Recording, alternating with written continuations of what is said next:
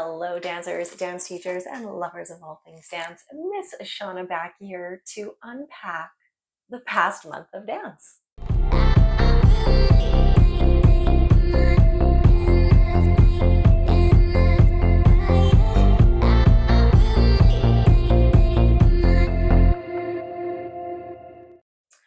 All right, so I am a firm believer in the importance of taking time for self reflection, taking a few minutes to sit down, unpack what maybe has been going on, see where you feel like you did well, see where you feel like you could improve. And from there, you can continue to build. And I do this all the time with my dancers. And I really started to do it as a teacher a few years back. And when I started to do a lot of kind of like monthly check ins with myself, I felt like I really began to grow and evolve and improve my own teaching skills, right? No teacher is perfect. No teacher just says, hey, I'm a teacher and I am going to be amazing forever. We're constantly trying to train and grow and evolve. And with that, regardless of what kind of training courses we take, a little bit of self reflection is so important. So that's what today is all about. We are going to unpack the past month, and I'm going to do this at the end of every month. We're going to unpack the month that we've kind of been in, where we were, where we're going, maybe some fun things that have happened, because I think it's important to share those things. It's important to, take a moment to honor them, good or bad, and move forward from there and become stronger dance educators. So we have been back to dance for a few weeks now. It's the end of September. It is no secret that when you are going back to dance at the start of the season, you don't always know your students. You don't ever necessarily know what you're walking into. You hope for the best and you make these amazing lesson plans. And then you're like, oh no, I don't know if that's going to work for me. So there is the hope for hard work, the hope for great dancing. But there is also moments that are hilarious. There are moments that are fun. There are valuable lessons to be learned. And I think that not only is that a part of dance class, and if you've ever like really immersed yourself in dance class, that's a great part of dance class, beyond dancing, all the cool things that happen, but it's also a part of life. And when we learn about all of that, whether it's dance class or life, like there's so many great things that can come from that. So, what did we learn or do or experience this month? First of all, I invite you 100% to share any of your fun stories, whether it was a funny experience, a funny moment with your dancers. Maybe it was, maybe it was a valuable life lesson. Um, Whatever it was, I encourage you to share those stories because the more we can share, the more we can all evolve. But I've kind of divided this into three categories: the fun, the funny, and the valuable. Okay, so let's start with the fun. So there's a couple things that I found really brought an element to fun. A, for me as a teacher, and B, for my dancers in class. So one, I don't care how long I've been teaching, and I don't care if I'm teaching the same kids for the 10th year in a row. There is something so beautiful about that first day back at dance, the joy. Everybody's back with their dance friends. They're back in like this place that is home if they didn't dance over the summer. There is it's something to see. So you've like it's so many senses. You see it, you hear it, but you also like you can almost taste it. You can almost touch it in the air. There's an energy that comes with back to dance season. Ah, I love it. And so, starting September off with that back to dance energy, we dance teachers, we know that COVID, like the recovery after the pandemic wasn't just like, hey, everything's open and you're back to normal. In the dance world and in the world of a lot of kids activities, it's been a build back, right? It's been a build back, and maybe we've had the kids back in the building, but we've been rebuilding our programs, right? Things have changed since the days pre-pandemic, right? We've had to evolve and grow, and this was the first year since 2020. So 2024 took 4 years. We're into our 2024-2025 season. So this was the first year, and I had said to my mom, who is our office manager and our enrollment director at my dance studio, I had said, Do you remember? And I had listed off like a core group of dancers who have now graduated out of our program. They're adults, they're doing adulty things. But I said, do you remember when so and so and so and so and so and so were like intermediate? So our intermediate age is like kind of like 11 to 14.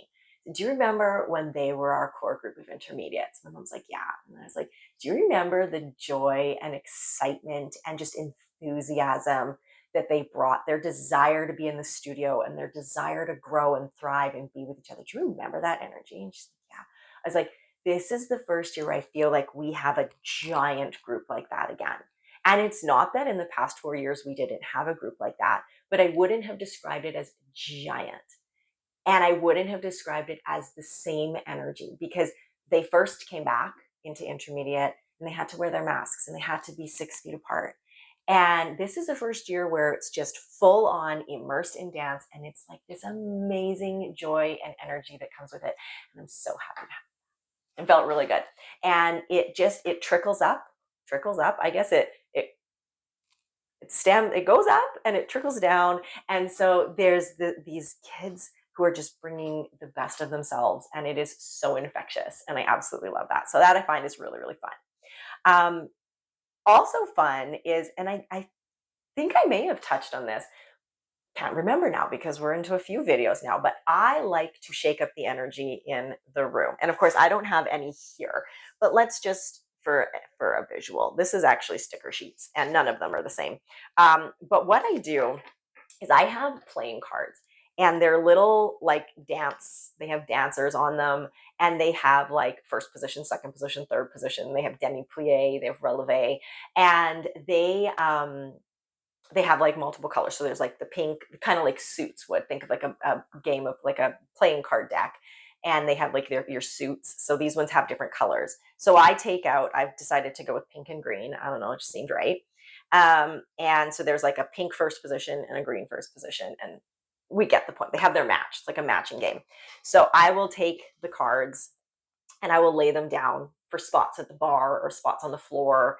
And that's where they have to stand for the day, because dancers know we get married to our spots. That's our bar spot. That is our center spot. This is our across the floor partner. Except for if we always do the same all the time, the energy can get a little bit stagnant, right? So I call it leave it up to the universe. I say that we're going to leave it up to the universe to tell us who our partner is, where we're standing, all of those things. So I put the cards down, and then I have the deck of cards. They each pick one, and they have to take, 10 seconds to go find their spot. And then when it comes time for across the floor, I make sure there's matching pairs of each thing, so that they can find their across the floor partner. And it's, just so that we're not always picking our bestie. Everybody picks their cards, and they have to go find their across the floor partner or their across the floor group they're going to do. So I did this at the start of the year. Partially, yes, to shake up the energy, but also I noticed that the besties were always sticking together. And I was like, you already know your bestie. You already have your bestie. Make a new friend, right? Stand with someone new, learn something new about somebody, go back to that relationship building, right? So I was like, okay, we're going to bring out the cards. You don't just get to be with your bestie all the time. We're going to shake things up. So I did that. And then the other day, I was getting ready to start one of my jazz classes, and I was like, okay, let's get ready for warm up. And one of the kids goes, aren't you going to bring out the cards? And I went, oh, yeah. They were craving the the game, the fun of where am I standing? Who is my partner, right? Who is my partner today for across the floor? Who am I standing next to for conditioning? And they got really excited for that. I was like, oh, sorry. I was like, I guess we really like that. They're like, well, yeah. And nothing hits home more than when like a preteen goes, well, yeah, right? You feel like a huge idiot. You're like, sorry.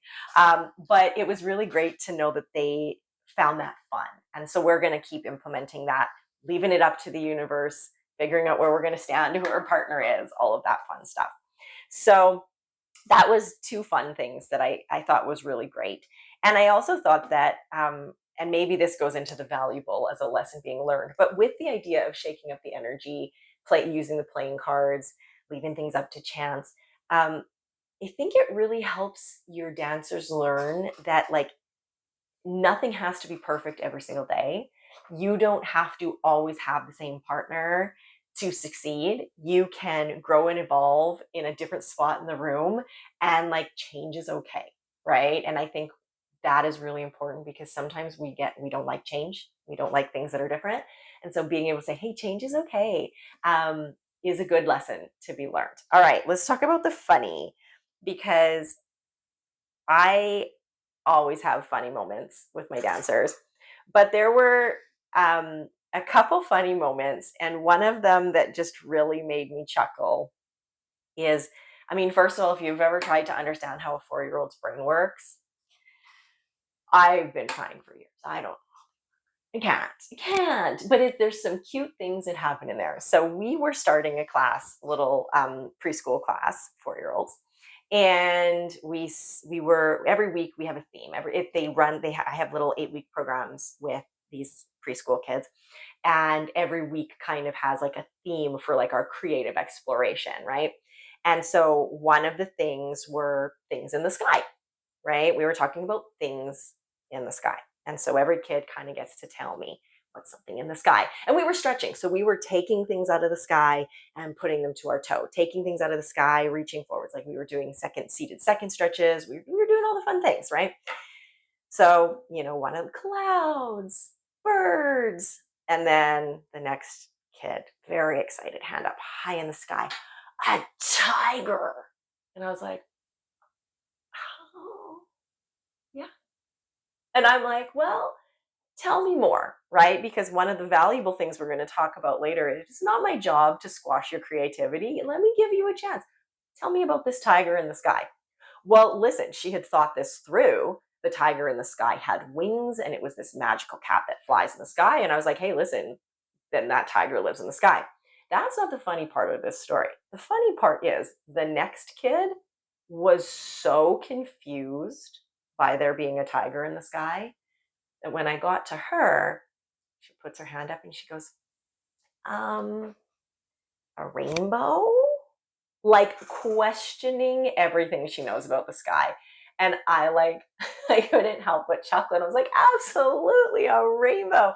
But it was to see this one child hand up high, tiger, like with such conviction. And I mean, a tiger not being something that would normally be in the sky. And then the next child going, like, questioning her sanity, thinking like a rainbow is in the sky. And it was the cutest, most hilarious thing you could have ever seen. And maybe it's not that funny to you, but it was hilarious to me. And if you've ever taught kids, the things that come out of their mouths can be just super funny. If you're a teacher that when you do the stretching circle and you make like a pizza, and every kid gets to say what they're putting on the pizza, and there's the one child who's like very logical and is like sauce, and then the next child is like socks, and you're like, oh, we actually had to, when I do that exercise with little kids, we had to have the option to scrape it off because there were some kids who were like, right? So there's always funny things that are going to happen, funny stories, funny moments. And I like to embrace those just as much as the moments of hard work, because I think it's important to laugh. And I think it's important to share funny moments and smile and bring joy through dance class. So then the valuable. So going back to um, the idea of the tiger in the sky versus the rainbow. Valuable lesson that I personally learned. It is not my job to hinder creativity. It is my job to foster it, especially in the dance world. We are a creative outlet. Dance is creative, it is art. So if you can explain to me this tiger in the sky, who am I to say no, tigers don't live in the sky, and just like dash those hopes and dreams and that creativity? The kid had the most amazing creative story about this tiger in the sky. Who am I to say no? That is the best story ever. It is my job to foster creativity, not hinder it. And that was a really nice reminder. It was also my reminder that, like, sometimes we can be on the same page without being on the same page. So, as teachers, we can be on the same page with our dancers without being on the same page. And it just takes a moment to pause and go, yeah, no, we're talking about the same thing. So again, same group of little preschool kids. We were running out of time, and I was like, okay, guys, we have time to do it 3 more times. And when I teach little kids, I often use numbers, like I'll use my hands because they're learning 3, 5, right? You say the word, they have the visual. So I go, we're going to do it 3 more times. And this little girl goes, not 3. And I was like, well, how many times do you want to do it? And she goes, this many. So there I am holding up my 3. And there I am thinking this kid doesn't want to do it anymore. She holds up her 3. And I was like, okay, we're good. We're good. Here we go. And I didn't need to say we're doing it 3 more times. Everybody was looking around going, Miss Shauna has this number up. And this child has this number up. This is how many we're doing. Right. And I was like, wait, just because I said something and I got a response doesn't mean we weren't on the same page, right? My ability to communicate, my vocabulary, my thought process, my ability to process other people's thoughts, so my own thinking versus like taking in other people's thinking, um, works a lot different than a 4-year-old's. So my 3 and her 3 were the same, processed differently, shared differently. At the end of the day, we did it this many more times, and it was perfect. But it was like a fun reminder that like sometimes we think we're not on the same page when we really, really are, because you have this child going, not 3, and you're like, oh, there you go. They don't want to do it, right? You're like, oh, no one wants to do it anymore. They just want to go home, and there's still 5 minutes left, and the parents are there, and they're like, what are you doing? And then we realized we were on the same page. So that was kind of nice. I also had a really sweet moment, and these next 2 thought processes or stories that I'm going to share kind of tie together. So I am really big working with my students on mindset growth, self-talk, and just figuring out ways to really step into your true self. I want them to be authentic. I want them to be confident, and I want them to be all of that is true them, right? If all my dancers are doing is scrolling social media going, I want to be like her, I want to be like her, I'm not good enough because I can't do that. That's not what I want. I want them to find their place and where like their sweet spot where they can excel and be truly them and incorporate dance, right? So I've been talking about this for years. I would say about 6 or 7 years ago, I implemented Monday motivation, and it was like a quote I always put up. I now do it once a month for the studio, a once a month Monday motivation, and I do it every Monday for myself on my own personal social media. Just kind of a little motivational reminder. And it's not like always sunshine and rainbows, right? It's not designed to be like, if you just think positive, everything good is going to happen. It's also designed to pique your thought process, help you grow. Maybe if you're in a spot that's stuck, help you grow. Anyways, so I've been doing this for multiple years. I have been having workshops with my students where we talk about these kinds of things: how to get out of a fixed mindset, how to grow in confidence, how to feel comfortable with yourself, all of those things. And I have one student who is now, she's on my elite team. She is a force to be reckoned with. When she was little in our preschool program, she didn't want to go in the room. And you would never know that now if you met her. And so I was subbing for my sister on like the weekend past. I was subbing, and the homework that she had given her musical theater class was to acknowledge and share. So recognize something in themselves and share it with the group that that they liked about themselves. And so first of all, I was surprised that we went around the circle and all of them started with, my friends say. My friends say I am. My friends say I am caring. My friends say I am funny. And the first one said it, and then the second one said it, and kept going. And I was like, wait, that the homework wasn't what do your friends think. The homework was, what do you like about yourself? So I reposed the question. I said, okay, great. I'm glad your friends recognize such positive things in you. Now I want to know, I want you to redo this with your sentence starting with I, not my friends, I. And so I gave them a minute to think. And the things that they came up with were so beautiful. And one of them, this one who wouldn't go into class when she was little and whose parents persisted, she had come out and said how proud she was to be true to her, how she knows she wasn't always the most confident or always the best at something, but she kept trying. And how she realizes it's a privilege to be able to dance and grow as a dancer, and how happy she is to just always be true to her. Whatever things that she's interested in, she doesn't care if other people aren't interested. She doesn't care, if it's cool. She has an interest and she wants to pursue it. And it was so valuable to hear her say those things, because I also know that I've been saying them to these kids for years. And what that also taught me is they hear you, right? And so I had shared a story with them, and like I can never replicate the vocabulary these dancers use as young humans.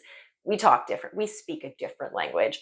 This whole brain rot language, I don't get it. I'm not supposed to, but it is still fun to be like exposed to, I guess. But I had said to them, it's really interesting the things you guys are recognizing in yourselves. When I was young, Miss Jamie, and that's my sister, and that is also their musical theater teacher. So Miss Jamie always used to poke fun at me because we had a mirror in our hallway. And or it was like kind of the back hallway, like towards the back door. And every day before school, I would go up to the mirror and I'd stare in the mirror, and I give myself kind of a once over, and I do a little hair flip and go, "You're awesome." And that's how I left the house every day to go to school. My sister would poke fun at me all the time. And she saw it as like, "Oh, you're so egotistical telling yourself you're awesome." And I said, "No, it's not what it is at all.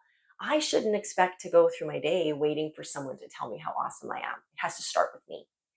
And so I told them this story, and like their snaps were going up, and apparently I ate and left no crumbs. If anyone wants to tell me what that means, apparently it's a good thing. Um, but I was able to share that story with them while they were sharing theirs with me.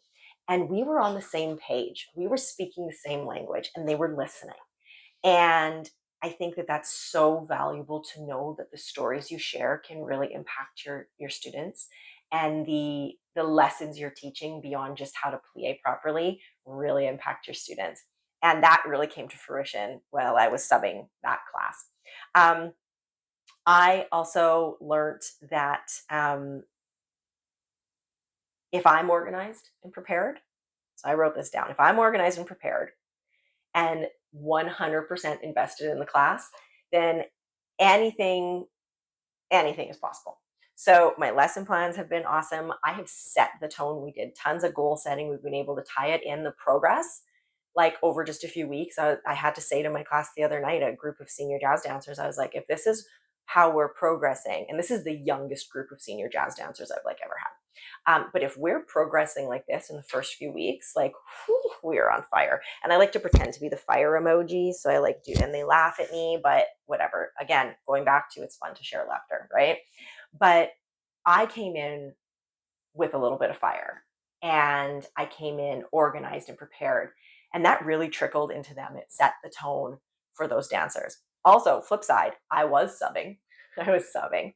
And my sister gave me like her teaching book and was like, "Yeah, here's all the exercises. You have the playlist." And I was like, "Yeah, I gave it like a little skim." And I was like, "Oh, yeah, that looks pretty good."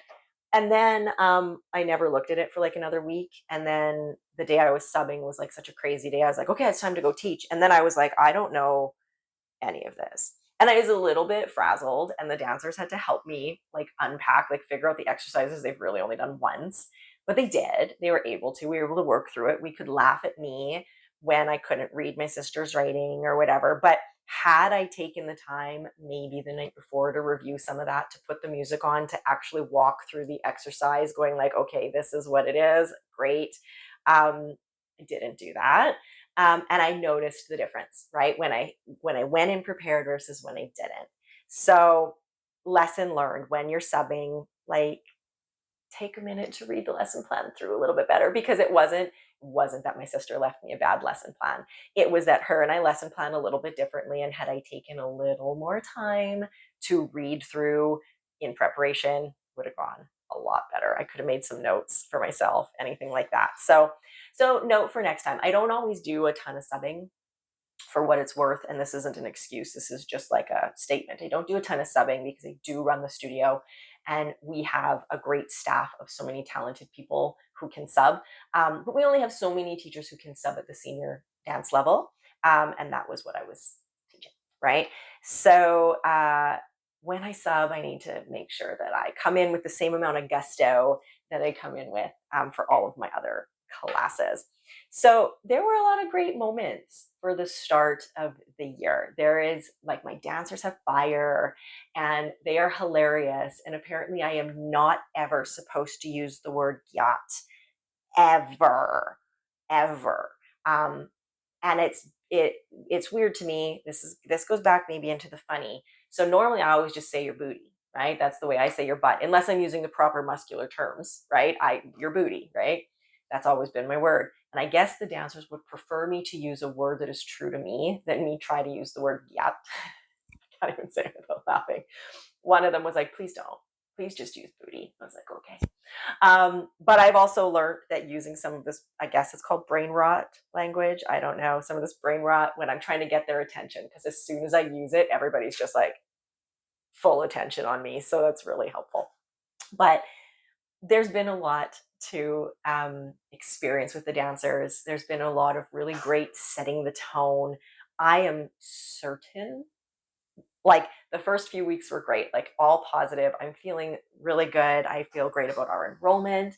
I feel great about just how classes of all styles and levels are getting started. There's a lot of, like I said, great energy in the studio, and I'm super happy with that. That's not to say that the year won't face its struggles. That's not to say that I won't have months where we go, what did we learn this month? And it is all major lessons of like takeaways of like, oh my God, are you serious? How did I even deal with this? There's going to be ups and there's going to be downs. And I think the most important thing is to find the fun, find the funny, find the valuable, even in the moments of challenge. And if you can do that, you're going to elevate your teaching game, and you're going to have those days, and we all have them. Teachers, we all have those days where we go and teach a dance class and we come out of it going like, I was not a good teacher today.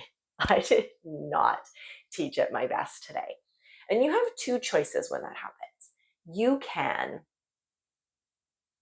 be down on yourself, give up, get hard on yourself, feel bad about it, and let it defeat you. Or you can go home and you can have, a cup of tea, a glass of wine, a snack, put something on Netflix, maybe have some quiet time, some music, whatever.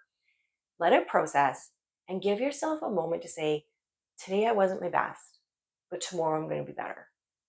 And I think that's advice I give my dancers, and it's advice that needs to stick with me, all of us as dance teachers. And if we can do that, think of the amazing tomorrows we're always going to bring to dance class, right? So we're just early in the season. This is new. This is a new season. It's exciting, but there's already so much that has happened, so much to already unpack, so many fun stories to share.